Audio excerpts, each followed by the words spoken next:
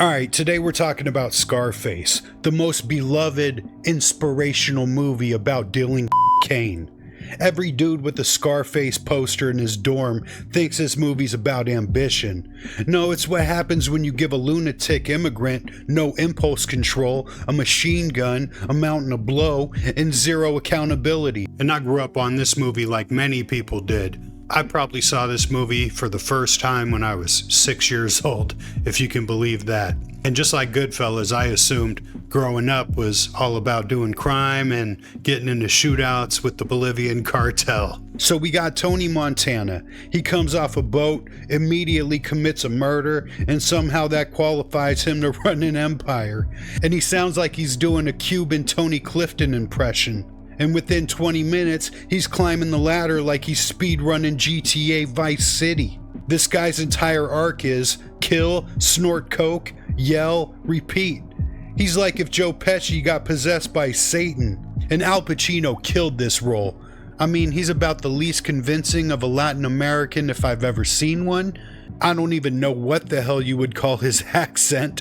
I don't think it belongs to any country, honestly. But he gets the job done. He's incredibly entertaining, and it is a complete departure from his quiet, calm, and stoic Michael Corleone, which he was best known for, into a raging lunatic with bug eyes, screaming, "Fuck you, man!" at the top of his lungs, like he's about to have an aneurysm.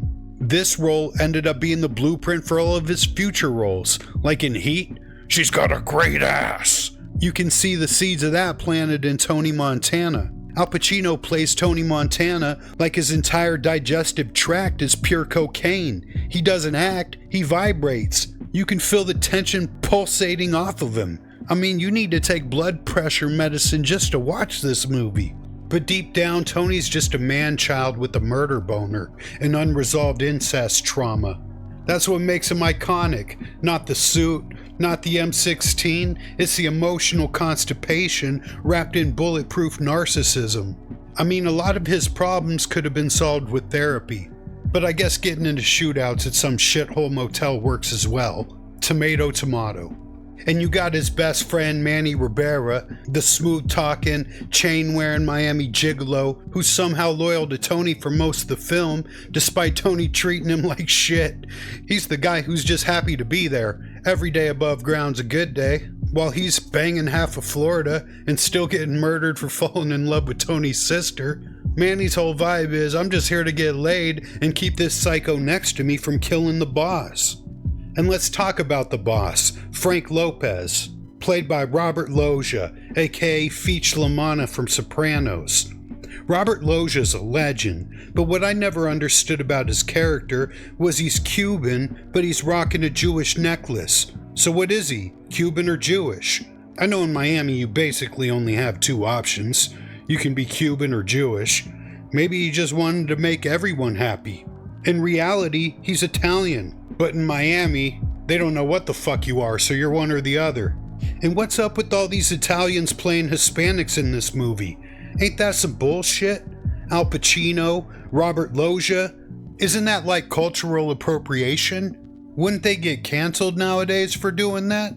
That's like having a Latina play Snow White or a black girl playing Little Mermaid.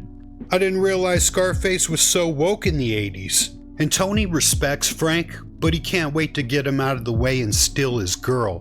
But Frank doesn't respect Tony, and that's where the problem lies, cause Tony looks at Frank like he could do his job better. Frank lets Tony do all the dirty work. He gives him a suit and an entry-level position in the cocaine empire, but Tony's slowly plotting on him not only to take his life, but to steal his life and his girl too. And I honestly think Tony had a soft spot in his heart for Frank. If it was up to Tony, he wouldn't kill Frank. He'd just take over and have Frank working for him. But that's not how the drug business works.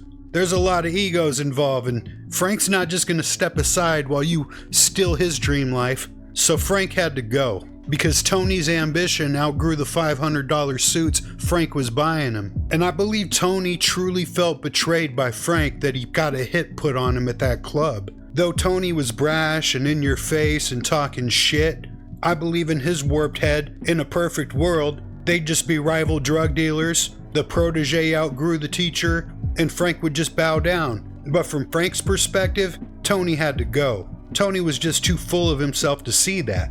So when Tony got away clean from the club shooting, he knew he had to kill Frank, and that hurt him more than anything. Because Tony looked up to Frank. For Frank, Tony was just a little peon, the help. He could buy 10 more Tonys. He didn't give a fuck. But Frank got drunk on his own power to where he was slipping and didn't anticipate a young, hungry Tony Montana taking him out. And that's where the difference lied. Tony had nothing to lose. He was ready to die because he had everything to gain. Frank already had it all. He had too much to lose. Fucking little league team, car dealership, and you could see the difference when both looked death in the eye.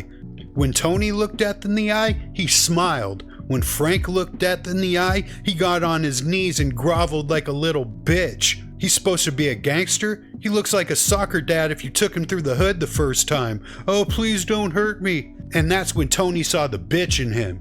He realized he overestimated Frank. He gave him too much respect. And Frank underestimated Tony. And that's textbook laws of power, art of war shit. Always overestimate your opponent, even if they're not built like that. Be ready to see your opponent on their best day and your worst day, so you better be prepared. And when you attack, you don't stop until they are destroyed completely. And here lies Frank, God rest his soul. And after Tony took Frank out, his next move is on his chick, Elvira. Funny name too, Elvira. But she's more of a headache than she's worth. Always fucking nagging all the time, talking shit. And she ain't got no ass or tits. Though Michelle Pfeiffer is a dime piece, love her. But let's call a spade a spade. Tony's used to them Cuban chicks. You seen Cuban chicks? You seen the type of tails they got? My lord. But no, he's gotta have Elvira, little toothpick with hair. But I digress. I really wasn't trying to go hard on Michelle Pfeiffer's fine ass today. I mean, she's probably like 80 now, but 1980s Michelle Pfeiffer. Fucking Catwoman Michelle Pfeiffer. Let's go. And Tony had his eye on Elvira the entire time. He didn't care that she was married to the boss. Hell, that just made it more fun. Tony doesn't just want power, he wants your power, your throne, and your woman. It's like the plot of Hamlet with cocaine. Nah, he's like if Scar from The Lion King ran a coke ring and wanted to bang Nala.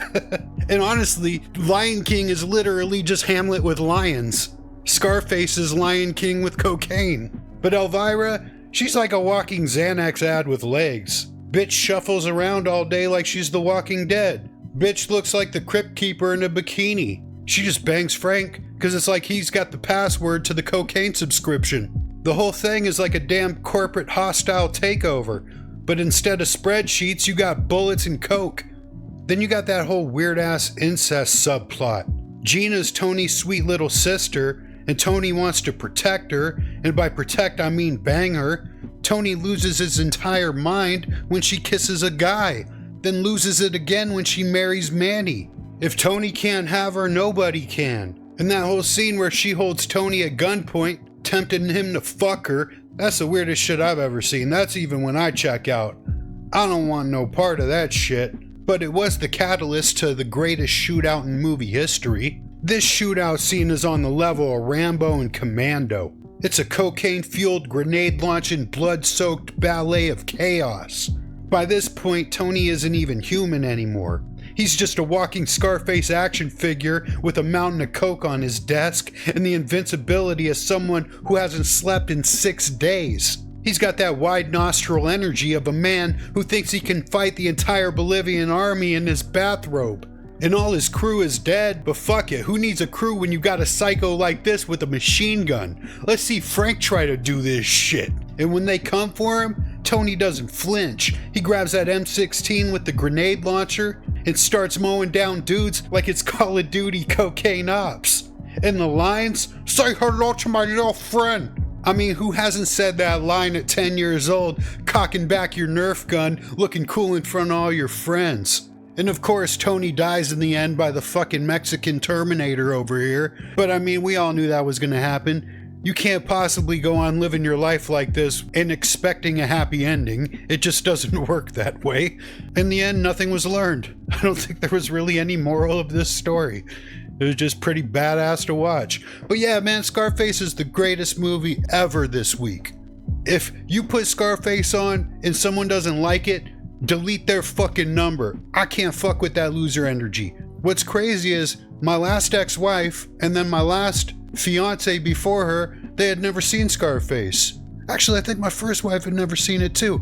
And I have a funny Scarface story, a personal story, which I told before on my video about Commando, but I'll play it again since it's appropriate for this video. So about 10 years ago, ex-wife number one, she was working for some film festival in Arizona, and one of the movies was starring Manolo from Scarface. Basically, she was his assistant for a week, and pretty much she had to babysit Manolo and his family for the week. It was pretty awesome. That guy was really cool. He hung out with my family. Even got some footage of him karaokeing The Cure. Apparently he's a singer, and The Cure is one of my favorite bands, so how can you not love this? Show me how you do that trick.